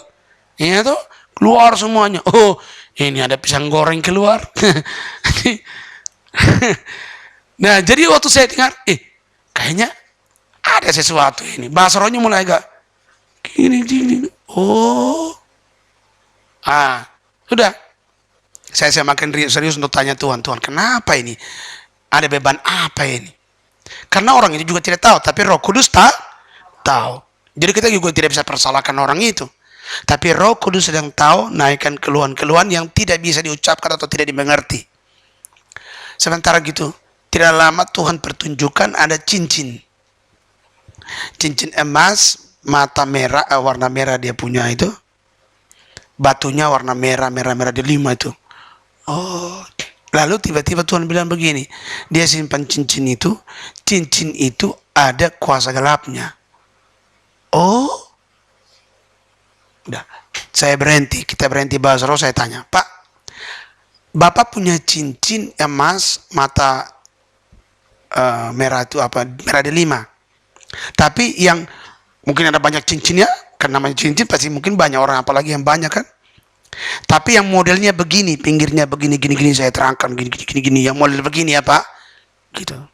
Dan mata merah 5 itu modelnya kayaknya besarnya kayak begini. Oh ada Pak, ada. Tadi Tuhan katakan kok ada hubungan sama setan. Gimana itu Bu? Terus dia bilang begini, oh ya itu cincin dari nenek saya. Mama punya orang tuanya. Jadi mamanya punya orang tua itu dulu pakai cincin itu, orang sakit bisa sembuh. Dia pakai cincin itu bisa taruh, orang sakit sembuh, turun meninggal orang tuanya, turun ke mamanya. Mamanya juga begitu. Sering layani orang pakai cincin itu, orang sakit sembuh. Begitu mamanya meninggal, dikasih ke dia. Sudah penuh Roh Kudus, tetapi masih simpan cincin dari setan. Rupanya itulah jalurnya, sehingga setan yang dulu ikut opungnya, yaitu nenek kakeknya, turun cari cucunya, kuntilanak itu, duduk di kamar terus sama cucunya. Makanya Alkitab bilang, jangan membuat bagimu patung menyerupai apapun, lalu sujud menyembah kepadanya, karena Allah cemburu akan membalaskan kesalahan bapa kepada anak-anaknya. Keturunan ketiga dan keempat. Berarti kedua tidak ada. Bukan. Kedua juga kena. Tapi lebih jelasnya itu ketiga dan keempat itu akan lebih parah. Halo? Begitu. Nah, tapi nanti itu masuk dalam penjelasan dan pelajaran pelepasan saya terangkan itu nanti. Itu persatu, orang ini kenapa, begini kenapa, roh ini kenapa. Akhirnya kami doa selesai, lalu apa namanya, cincin itu kami bakar, titik habis selesai, lalu saya bawa sama dia, ayo Pak kita buang, tetapi itu harus dibuang. Karena sudah diisi sama setan dan sudah disembah, betul nggak? Alkitab bilang, benda-benda berhala yang sudah disembah, ya, penyembah benda yang sudah dipakai untuk nyembah itu harus dimusnahkan. Lalu, gitu. Jadi jangan disimpan, dimusnahkan. Ada yang bilang, Pak, doa aja lah, setannya diusir, bendanya kita jual lagi. Tidak bisa, karena itu sudah disembah, betul? Patung emas, gitu, lembu emas, Tuhan bilang, bangsa Israel bilang, lebur saja, kembalikan, karena itu kami punya emas, betul nggak? Tapi Tuhan bilang begini, bakar dan debunya dibuang di sungai Nil, hilang lenyapkan, karena sudah disembah. Ini kalau berhala, benda yang sudah disembah, gitu, diisi setannya harus dimusnahkan. Saya bilang sama orang itu, ini emas masih kecil, telinga lembu juga masih lebih besar. Apalagi 1 ekor lembu sapi itu Tuhan suruh musnahkan, apalagi cuma ini. Nanti Tuhan ganti lebih banyak.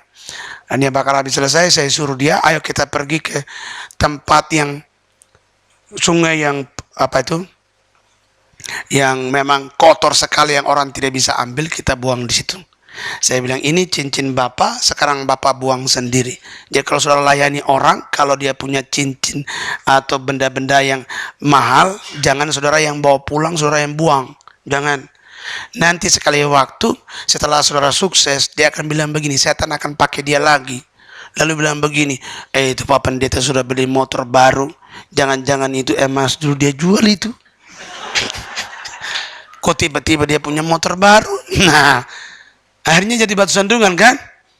Gitu. Makanya kita harus berhikmat. Jadi saya bawa dia lagi sampai ke tempat itu, saya bilang, ini Bapak punya emas tadi, sekarang Bapak buang sendiri. Dia buang sendiri. Amin. Itu cara layani seperti itu. Nah, tapi kalau halal seperti gambar-gambar setan, ya sudah buang saja, bakar saja. Dia suruh bawa saja. Karena tidak mungkin kita pergi jual itu gambar setan. Nah, itu cara-cara pelayanan itu baik. Kita lihat. Nah, tingkat penguasa atau kuntilanak ini memang cara kerjanya macam-macam. Dia bisa mempengaruhi banyak segala macam. Dia bisa tiru sama orang. Dia bisa menyerupai orang yang persis dengan orang yang kita kenal. Jadi kalau ada orang punya ilmu seperti itu, berarti dia belajar bertapa dari kuntilanak. Kalau bilang dia punya pisau terbang, berarti diambil dari kuntilanak. Kita sudah tahu, berarti rohnya penguasa. Berarti cara perangnya bagaimana, kita sudah harus tahu. Amin. Gitu. Banyak saya bakar itu apa namanya, pisau terbang, keris terbang, segala macam itu. Macam-macam ini. Ada yang mereka tidak mau mengaku. Tuhan sudah kasih tahu, tidak mau dia mengaku. Karena namanya pisau terbang, ilmunya yang paling hebat menurut dia kan gitu. Paling jago. Jadi begitu Tuhan bukakan, dikasih tahu, dia tidak mau mengaku. Lalu saya bilang begini, Pak, Bapak pilih. Gitu. Besok perut pecah, atau dan Bapak dibakar di neraka, atau sekarang pisau yang dibakar. Karena dia punya perut sudah kembung, hari kedua sudah kembung begini. Gitu. Jadi menurut kepercayaan orang di kampung itu, hari ketiga pasti pecah perutnya. Sehingga kepala desa perintahkan bilang begini, Adi, tolonglah pergi doakan ini warga kami satu ini. Itu perutnya sudah hari kedua. Biasanya di kampung ini hari ketiga itu pecah. Jadi Babinsa juga sudah perintahkan kepala-kepala desa, tolonglah kasih tahu penginjil itu. Kalau di kampung kan mereka bilang penginjil ya, tolong pergi doa dulu. Jadi begitu saya mau pergi berdoa, lalu ada kepala desa yang lama bilang begini, Adi, tidak usah pergi berdoa, kemarin dia maki-maki kami di gereja itu. Jadi biarkan saja kok dia kena akibat dari Tuhan katanya. Padahal bukan Tuhan yang bikin. Mereka dengan mereka yang baku santet loh. Lalu ada itu. Dia main di kampung-kampung itu begitu. Akhirnya saya bilang begini, Bapak desa itu kan Dia sudah dapat akibat itu, juga perutnya sudah kembung tuh dua. Besok kalau perutnya pecah, bapak bisa ditangkap nanti. Oh iya, iya, sudah, kalau begitu Arik pergi berdoa. Jadi kadang-kadang di kampung saya dulu pelayanan, akhirnya pergi, saya bilang begini, begitu berdoa Tuhan tunjukkan pisau terbangnya itu. Saya bilang, Pak, bagaimana? Mana pisau itu? Dia bilang begini, tidak ada itu, tidak ada, saya tidak simpan itu. Saya langsung bilang begini saja Bapak, besok Bapak punya perut pecah, lalu langsung dibakar di api neraka, atau sekarang pisau yang saya bakar, pilih. Pisau yang dibakar atau Bapak yang dibakar. Lalu, sudah, saya pergi ambil. Jadi macam-macam loh. Baik, roh ini paling tidak baik. Dan yang jahat itu bunyinya begini. Yang jahat ini, yang rimba punya atau kuntilanak rimba yang paling jahat, itu kalau dia bunyi begini. Kalau yang biasa, yang suka keliaran seperti yang si manis jembatan Ancol, itu biasanya cuma dia bunyi sedikit terus banyak tertawanya. Kadang dia bisa tertawa juga. Begitu dia bunyi, krik, kik, lalu dia mulai tertawa. Nah itu yang kuntilanak yang kayak si manis jembatan Ancol. Ini Citra Raya sini kan ada nanti lewat pom bensin sebelah. Pom bensin ke sana ada satu perusahaan pernah lewat di situ. Itu dia punya kuncinya apa? Orang sini apa namanya ini? Gengnya di situ tuh apa tuh? Jawaranya. Jawaranya di situ. Pernah dikejar itu kuntilanak, lari dia tuh jawaranya. Di samping pohon nangka di perusahaan itu. Jadi waktu saya pergi, jawarannya datang. Pokoknya kalau maghrib dia nggak berani lewat. Karena kami pergi pagi, dia datang salaman. Lalu dia bilang begini. Saya bilang begini, saya akan potong ini pohon nangka. Langsung dia tunduk, dia bilang begini, Pak, ini tempat yang paling angker nih Pak. Dia pernah lewat di situ, rambutnya turun sampai di jalan. Kuntilanak duduk di atas pohon nangka, rambutnya sampai di jalan. Akhirnya dia kabur dari situ, nggak berani dia lewat di jalur itu lagi. Jawarannya. Jadi waktu saya bilang begini, saya datang, saya mau usir, nanti di pohon saya potong. Kaget dia, ini orang. Betul, habis doa selesai bersihkan itu pohon nangka semua. Kaget dia. Kali berikut saya datang, dia begitu lihat langsung dia mundur begini. Mari Pak, silakan duduk gitu. Sini. Sama lurah ini sih terkenal nih. Lurah yang sudah berapa kali periode tetap lurah terus nih. Orang sini tahu semua nih. Orang-orang perusahaan sini tahu sama dia. Kalau urusan itu tahu. Saya pernah datang ke rumahnya gitu. Nah, juga pakai semua. Jadi kalau yang jahat punya yang hutan itu paling bahaya. Dia bunyinya itu tajam sekali, bunyi gini. Contoh. Jadi bukan. Dia bunyinya begini. Krik, gitu. Oh, kalau dia sudah bunyi begitu, itu dari atas gunung suaranya bisa mantul ke antara gunung sama gunung, turun ke lembah, turun ke laut loh. Itu jahat punya. Wah, kalau ada seperti itu habis. Pasti kampung itu pasti banyak yang mati. Itu paling ganas. Saya pernah doain satu orang dukun besar, ternyata dia dapat dari yang jahat punya. Nanti kalau hal-hal seperti ini ceritakan kepada dukun-dukun, mereka tahu tuh. Dukun itu tahu. Dan tidak semua dukun bisa dapat seperti itu. Antara mati dan hidup. Ngeri itu. Wah, ngeri. Jadi waktu doa itu terbang dia dari atas, dari hutan turun. Karena setan ini, bapak ini pakai setan itu. Jadi dia ambil, istrinya baru meninggal. Hari ketiga perjanjiannya bahwa nanti bapak itu meninggal, dia ambil lagi. Besoknya itu hari ketiga, bapak ini udah ketakutan. Akhirnya mereka berita itu sampai ke desa. Mereka minta supaya malam itu juga saya harus pergi doakan dia, karena besok kalau tidak diselesaikan malam ini berarti besok dia bisa mati. Wah, pergi tengah gunung itu, ngeri loh. Tidak ada listrik, tidak ada semua. Lampu pelita pun sudah mati. Kalau orang di kampung kan irit minyak juga.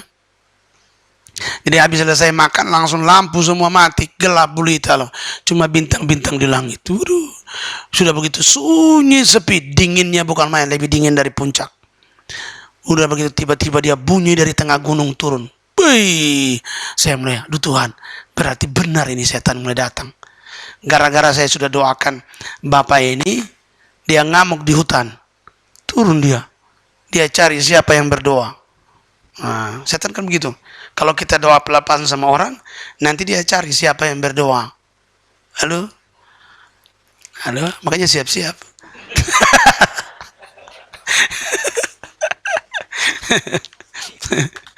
Tapi puji Tuhan, biasa. Doa itu biasa saja. Tidak usah takut. Nah baik, itu tingkat penguasa. Kemudian tingkat pemerintah.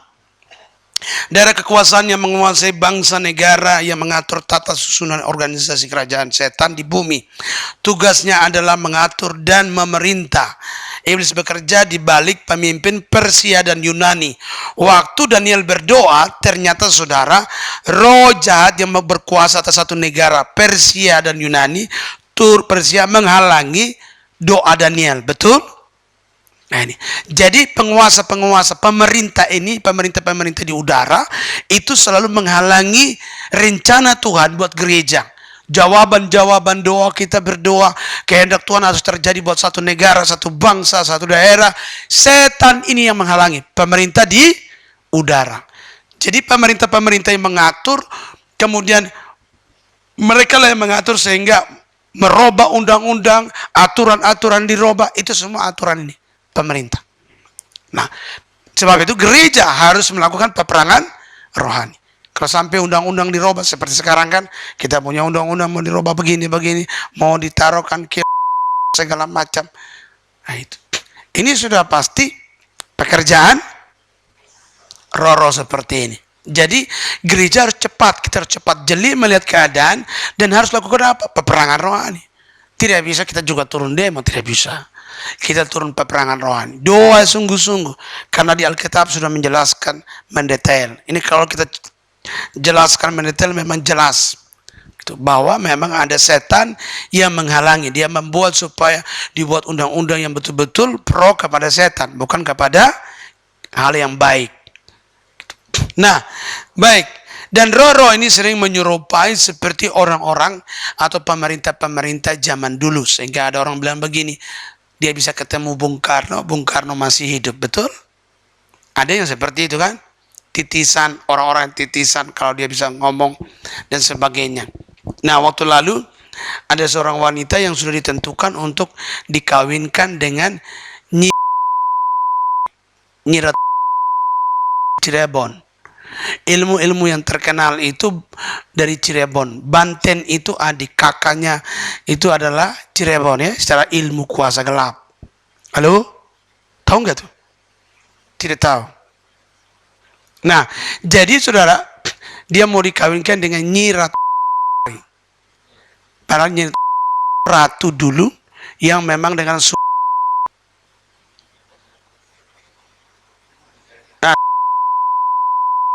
ratusan tahun lalu, betul nggak? Kuburan-kuburannya juga ada kan? Tapi menurut orang bahwa dia masih bisa datang, hidup, dan mau dikawinkan. Ngeri kan? Sehingga orang ini sudah diritualkan, cewek ini sudah diritualkan dari kecil, di 7 mata air, 7 gunung, 7, pokoknya 7 lah segala macam itu. Mandi kembang 7 rupa, segala macam dari kecil sudah diritualkan, menurut kepercayaan bahwa nanti dia akan bisa kawin dengan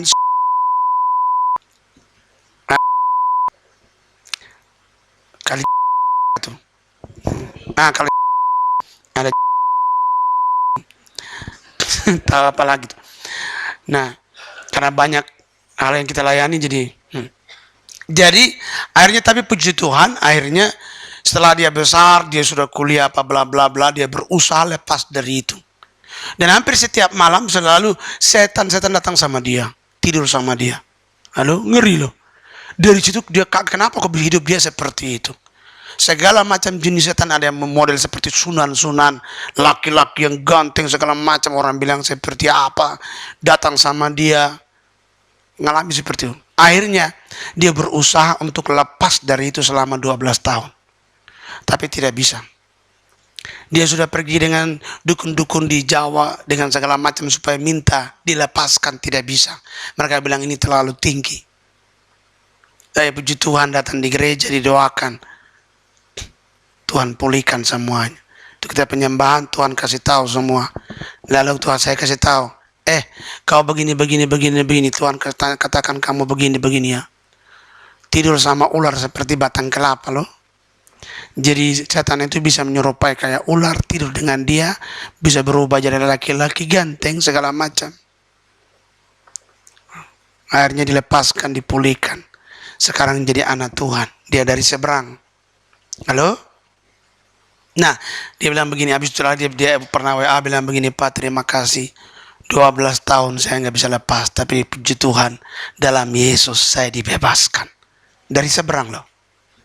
Gitu. Nah, jadi saya perhatikan di sini bahwa ini menyerupai pemerintah menghalangi rencana Tuhan dan bla bla. Baik, saya kira sudah jam dan kita harus berhenti. Kita baru mau masuk gigi 2, atau sudah jam. Baik, sudah tundukkan kepala dan kita berdoa. Haleluya. Jadi peperangan rohani itu nyata dan memang seru. Gitu. Banyak hal yang nanti sudah dalam pelayanan saudara akan lihat. Oh, haleluya. Haleluya, haleluya. Haleluya. Kita angkat pujian kami memuji kebesaran-Mu, setelah itu kita berdoa.